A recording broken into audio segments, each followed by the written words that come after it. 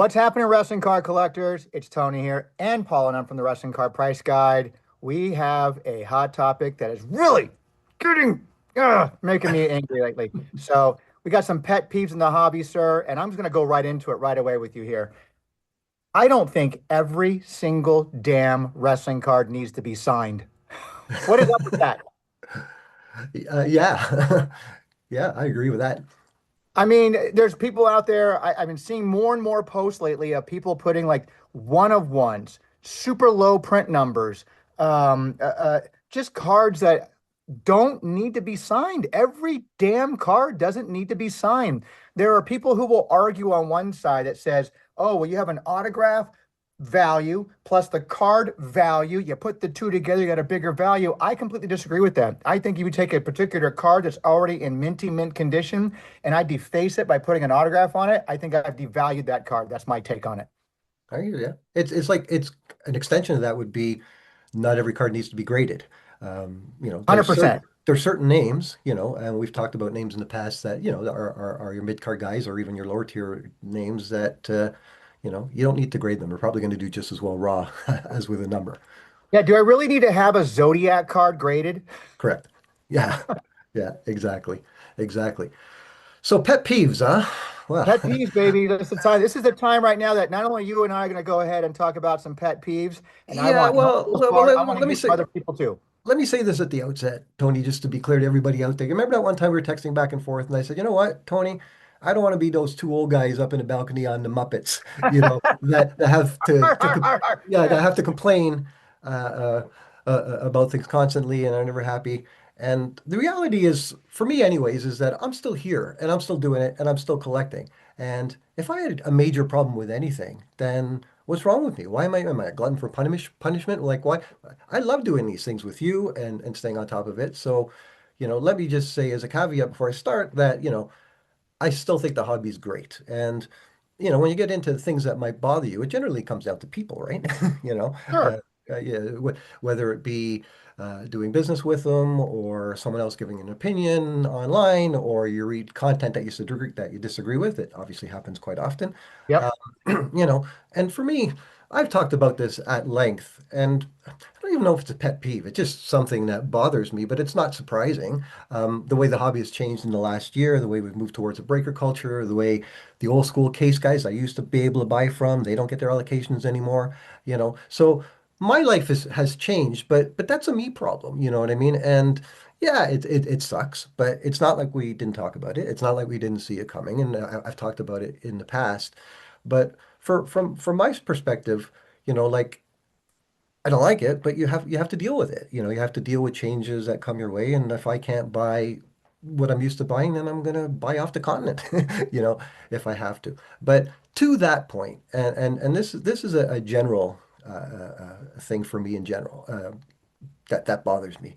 And I feel that the service culture, right, and this goes beyond wrestling in a big way, um, of this generation has been lost. I come from a please and thank you generation, and I'll be quick. And this is important to you as a businessman. Yeah. I'm self-employed, as you know.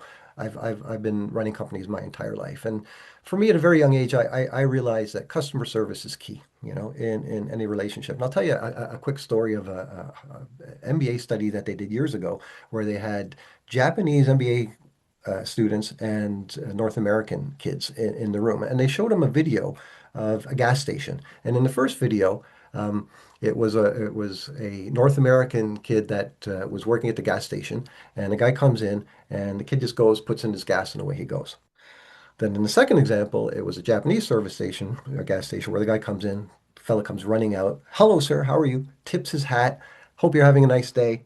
Pumps his gas, cleans his mirror, then says, "Oh, can I check the your oil for you?" And the North American students started to laugh, like this is hilarious, like all this stuff that they're doing.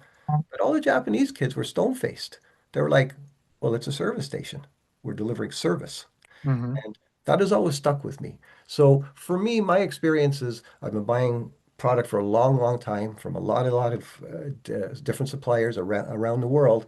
To me, service is everything. So, when you're doing business with someone and they all of a sudden promise you something and then that doesn't happen, it's like fair enough. But don't string me along and say, okay, Yes, I can look after you on this set. And then tell me a week later, oh, sorry, my guy that looks after breaking for me, he's not available. And then a week later, oh, he was sick. And then a week later, oh, I'm going on holidays. And then finally, he's like, you know what? Look, dude, this really isn't worth my time.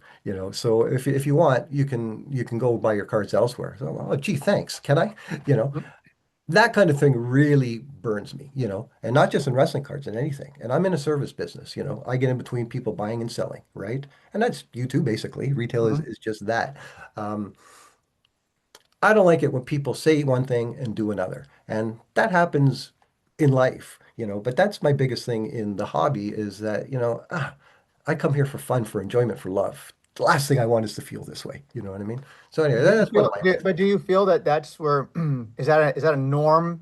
Are we making that more of a norm within our hobby? Let's just keep it specifically within our hobby. Yeah, specifically to Becoming our more of a hobby, norm. I honestly think that the businessmen of today are different than the businessmen of yesterday. And I got into business thinking that it wasn't my right to be doing what I was doing, but it was my privilege to not just go work a 9 to 5 and do my own thing, get it off the ground, build it.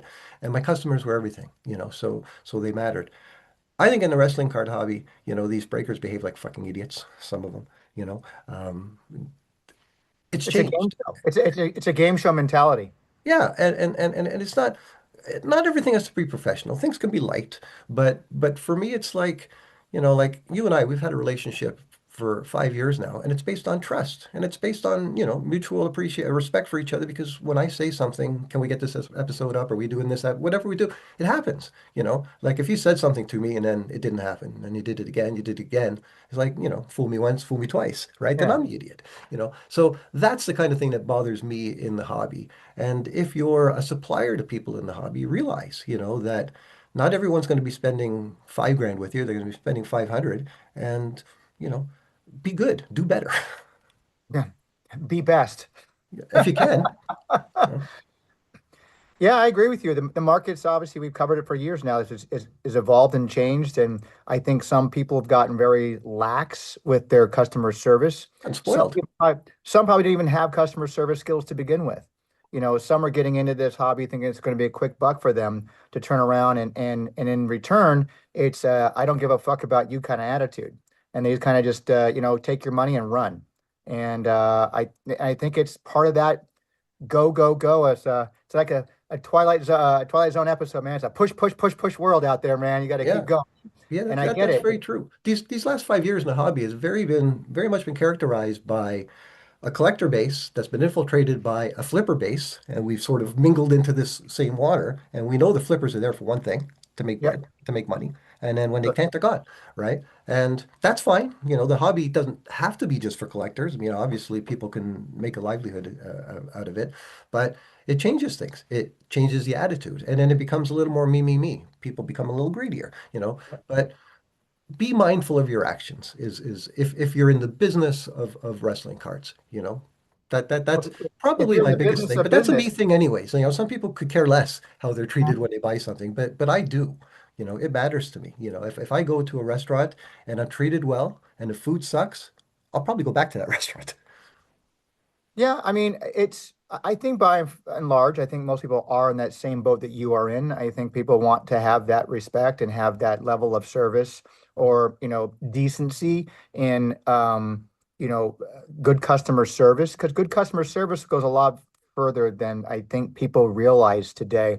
And it's something that I've never been really good at myself. So opening up a retail store is like the worst possible thing I could possibly ever open because of my dislike for most people. Right. So, but I push myself every single day. I like to think that I've gotten better at it since being here. It's difficult for me, but here I am and trying to get better every day. And I do. It shows. You treat someone a certain way, and whether you had the item they wanted or not, they're going to come back to you over and over again. And I Sure. think that works the same way in the hobby where, if someone's going to offer you some product and can't deliver and has a reasonable, excuse why they can't do it, you're still probably going to come back to them again for the next release and say, "Hey, I missed in the last one. Do you have this one?" kind of thing. Once they've kind of like told you to fuck off and more or less, I mean, you're not going to work with that person again. Don't string And someone along for weeks, right? And then yeah, tell them, oh, go buy somewhere else, right? Because Yeah, in that well, time, like it I mean, hasn't happened to me, so this is I'm not in it serious like you because are. we're at a time now where we've got four big tops release coming out, and I got to stay on top of it, or else we're gonna fall by the wayside. It's not gonna happen. So for me, 3 weeks is like the difference between me being able to do what I need to do in this hobby and not, And I'd like the opportunity to be able to decide right away, okay, if I can't make it work with you, I'm going somewhere else. Don't let me think it's gonna work out with you and then dismiss me casually. "Yeah, I don't have time for you. Yeah. It's not worth my while." So, okay. Yeah, and then well, we covered that part of the pet peeve. So my again from the pet peeve, as we started here, what are your thoughts on getting stuff signed? Well, again, like if you're a PC collector and you collect, say, Norman Smiley, you know, you're going to want that signed, are you not? So No, no, no, not I necessarily. So disagree. you think that some things like you're just it wrecks the card to sign them. I think if the card was pack pooled and it wasn't already signed, what's the point in getting it signed? Why?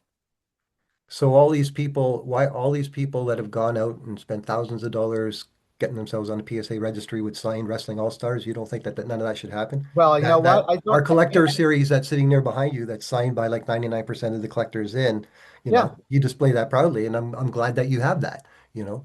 Should those I cards didn't not go have out been and get signed? them signed, but I understand your point there. But I just don't think that every card needs to be signed. There are some people out there who feel like every single card of a particular wrestler's existence needs to have a signature on it.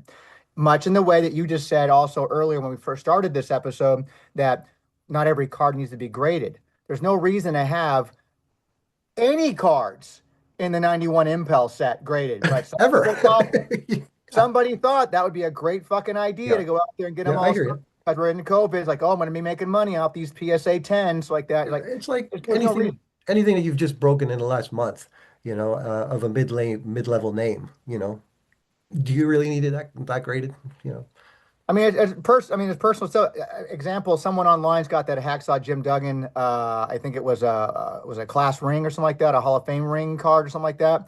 yeah, It looks beautiful. The job they did on it with the woo, I mean ho down the white stripe right there. It looks really beautiful. Did it need to be signed? I don't think so. yeah. I don't think it needed to be signed. And again, that's also personal preference. I don't think it's the thing that needs to be done, but so many people out there, especially with like one of ones, and not only that, they're destroying the card with an absolutely horrible choice of pen to be put on there. Yes, yes, yeah. Absolutely. I can understand if you get pink and it doesn't Oh work. my God. Someone years ago, I was with Kurt Angle working at an event in California at Stockton Con. And somebody came in and brought the Fleer ribbon card Right? and got it signed and had it signed in a very blotchy gold Sharpie. Yeah, It looks horrendous. yeah. Like I would never have Farouk sign my knee brace card Ever. ever because I Ever. don't. That card needs to look how it looks. However, when I got the McMichael WCW original card, I took it upon myself to facsimile an autograph because that's how I personally wanted to see the card. I give a fuck if I wrecked it or not, or the Sure. value. None of it. You'll be pleased. You'll be happy with me for this. I have over 2,000 wrestling autograph cards. It's probably closer to like 2,500 now. Do you know how many I've gotten signed in person? Zero. Zero. I have Yeah. never ever had someone sign a card for me, you know, um, after the fact. If I don't buy it signed, if I don't buy it signed from all those Fleer cards and all Sure. or from Corey Bastine or whoever I'm getting it from, those kinds of characters, I'm not going to go out to an event, like that Farouk one from the comic images. Okay, that Yeah. I would do potentially because that's supposed to be signed. You know what I Yeah. mean? But no, I'm the same way. I would. I don't, like you do your stuff where you used to do your stuff with Kurt, and I went to Sport Expo this week and I saw the queues of people. Not, Goldberg was there, but I wasn't in line for that. But I would never stand in line for that stuff. I don't have $400 to spend for an 8x10 and a signature and a two Yeah. second. If my buddy Tony Vela isn't introducing to me to one of his wrestling contacts, I don't need a picture with them. I certainly don't need to pay for it I because know. I have that card. I've spoiled you to access to the green room to sit down and have Oh it on. yeah, well, yeah, I feel like a big shot whenever I'm with you walking around, that's for sure. Um, Yeah, I mean, I have customers that know that I collect Loomis stuff and cards, and someone brought me when I was gone. I came back when I was in Alaska. I came back and oh, hey, Charles brought this for you. It's like that. It's from Fanatics. Open it up, and it was a base card already encased by Beckett, to certified autograph from Dexter Loomis. Right. And it was signed, and I was like, that's so nice that you thought of me that way. Blah blah blah. I just thought that it was, you know, I don't know. I would never get a base card signed. Like I wouldn't take that in to get signed. Now let me preference this first. I used to do that. That was my hobby. My hobby was to get cards signed. I didn't get 8 by 10 signed when I was living in California, and we would sometimes be able to find out where they were staying at. Sometimes we go to the hotel. We were autograph seekers at the time. We didn't go to airports. We didn't go to restaurants. We didn't go to like that. We just went to a hotel we knew they stayed at. They would come in. If they would sign for us, great. They didn't, no big deal. But my preference was always to get trading cards signed. I got into 8 by 10s later with my friend David Porto because he was really into that. But I just would do trading cards. And then I just kind of became more, what am I doing? Why am I getting my cards signed? Now I've got a card. I got to replace that card for my set. And it became a thing. And then all of a sudden over the years, it just became like, and I guess I get getting the card signed. I guess my real pet peeve is getting the one of ones, the Yeah. really rare cards that you Yeah. have no replacement for. Right. Fuck it up. You fuck it up, man. And that's It's it. over. There's never going to be another super that's going to come out that's your. No. And so I just don't get the allure of going out there and getting Well, see, these. I don't have one of ones, right? Because I don't chase, um, I don't, You don't chase but rainbows. yeah, I don't chase parallels and stuff. And, we were talking earlier about the things that bother me about the way I do business and things. The biggest jolt or the biggest shock to my collecting experience as a collector happened many, many years ago, like fuck, a decade ago now. And it's not so much that the landscape has changed today. I got turned upside down in 2016 when eBay introduced something called the Global Shipping Program. And what that had done was that had taken my average $2 to $3 US per card price and bumped it up to $16 Canadian. Now all of a sudden I can't buy Chase anymore. I can't justify buying an $8 card to spend $9 to have it sent to me. Unless it's a big box, it doesn't work. And I stopped there. I stopped buying autographs. I stopped buying relics, all that stuff. And shipping, as you know, is a massive issue for me. Now it's been rerouted over these last few years through Chuck. But Canada Post just announced recently they're not doing door to door anymore. Even here in Toronto, we're the fourth largest city in North America. No more door to door. So again, not a pet peeve. It was just a shock to the system, if you will. And nothing's ever impacted me in the hobby as bad as that because that changed everything overnight. Everything else that's happened with Panini and with Tops and all this stuff, I've adjusted and I've been able to buy pretty much what I've wanted to buy. But I don't buy near as much as the high-end Chase stuff anymore. And I guess that's a good thing for my pocketbook. But Yeah. I had to retire then just because it just didn't make any fiscal sense whatsoever to be paying the kind of shipping. And now I only get 3 or 4 shipments a year via Maryland, with 3 or 4. There's a big one coming now that has all the top sets from this year to date on its way. And that's the only way I can make it make any sort of sense. Yeah, it's crazy, but And I that's like to that's hear it. unique to international people, I think. Yes. So we're gonna wrap this up here, but I want to Sure. hear. I think we had a bunch more. This whole conversation was started because I sent you a text message one day about, hey, we should do something about pet peeves because something here happened in the store. Oops, wow, just something here happened in the store that I can't remember what it was. That prompted me to send you that text, and there's always at any given moment something that kind of rubs you the wrong way, I guess. But I've known for a while that having autographs on cards that's been kind of especially low, manufactured scarcity type cards is an issue with me. Good customer service is a great topic as well to have to discuss as well. Those are definitely some pet peeves of ours. I want to hear what other people in this hobby have. Like, what are your biggest pet peeves in this hobby? Is it the grading market? Is it getting cards Well, signed? Is yeah, it we didn't even touch art? grading. That's a good point because grading, my thoughts on that.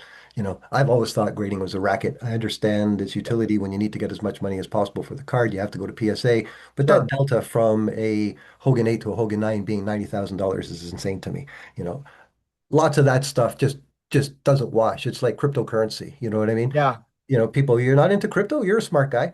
And when I said, okay, explain it to me, and then I asked the questions, I'm not a smart guy anymore. So if I'm not smart enough to understand it, nor is any major bank in North America, I think I'll wait. Thank you very much. When I'm reading every 2 weeks that the head of this crypto's got to jail, the head of that crypto's got to jail, and your president is making billions of dollars on something, that's like NFTs, I Yep. like things fungible, very much so. Yeah, whatever happened to MFTs, man? Jesus, that's a whole Yeah, different yeah, yeah, conversation. yeah. Someone kind of realized, oh, they're nothing. So Yeah, let's treat them as such. You yeah, they're remember back worth in the days exactly of what they the are. early days of the internet, pets.com having $1 billion valuation, they hadn't turned a dime.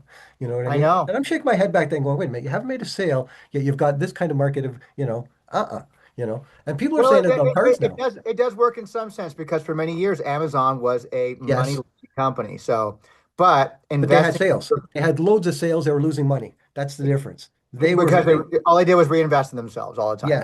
Yes, yes.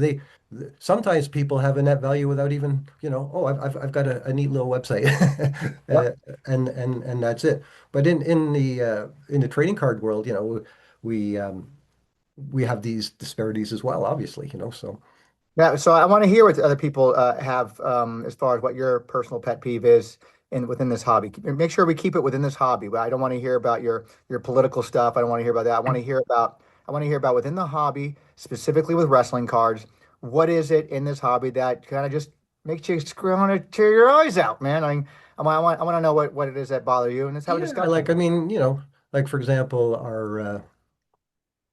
our top list of sales of all time, Yep. it's being referred to as a graphic, and that's all Yes. it is. That's a whole different episode, sir. I want to have a whole different conversation about that. Yeah, I mean, we're that I'll defend to the ends of the earth, the work that you and I have done over these years, it's not loosey-goosey, it's not subjective. This is stuff that we do with pride, and we do for the benefit not only for the hobby, but me as a collector. I created my website for me. I use it every day for me. Every time I go to Instagram, I don't remember what year this card was from, so I got to go to my site. This is what it is. Same Yep. with your site. They're invaluable. But when all of a sudden Topps is saying, okay, these are the most valuable wrestling cards, but a Hulk Hogan All-Star never existed, you know, maybe we'll save that one for another time. But that's It's that's one a whole big pet different peeve all rolled conversation. into So, one. yeah. So, make sure you guys leave your comments, Yeah, please. comment, subscribe, share this. Let's get a conversation going here, folks. It's the whole point of these things is one, hopefully there's a little bit of education being done Sure. and to have generate some discussion here so we can all become better collectors within the hobby. Nice. So, all right, guys, with that, I think we're out. Thanks, everyone.